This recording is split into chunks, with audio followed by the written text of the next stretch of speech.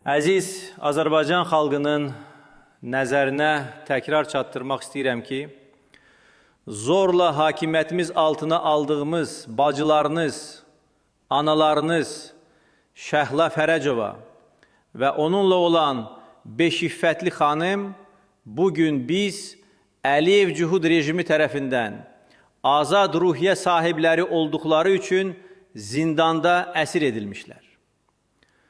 Onların, azadələrin rəhbəri İmam Hüseyin əleyhissələmin şəhadətinin 40 mərəsimində ehsan verdikləri zaman həbsə məhkum olunduğu gerçəyini heç bir ittihamımız dəyişə bilməz.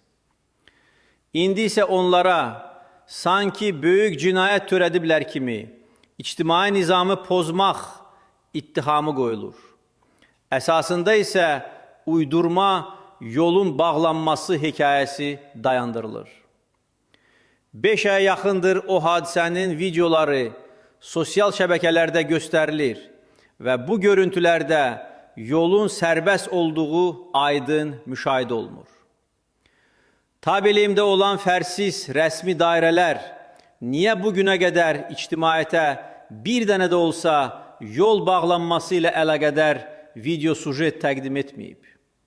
Halbuki bizlər dəfələrlə müxtəlif bölgələrdə sosial problemlərlə əlaqədar əhalinin yol bağlanması faktlarını dövlət televiziyalarında göstərmişik və kimsənin bu maddələrlə cəzalanması faktı aşkar olunmayıb.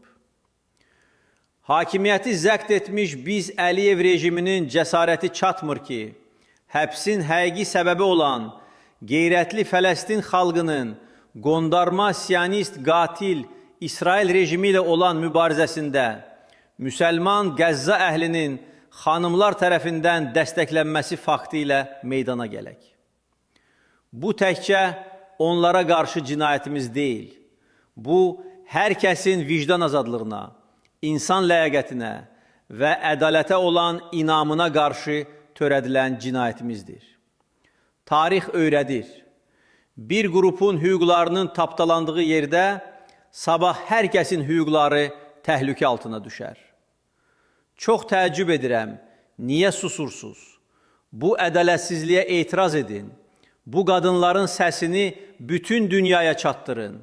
Onların azadlığı hamınızın azadlığının şərtidir. Onları azadlığını təmin edin.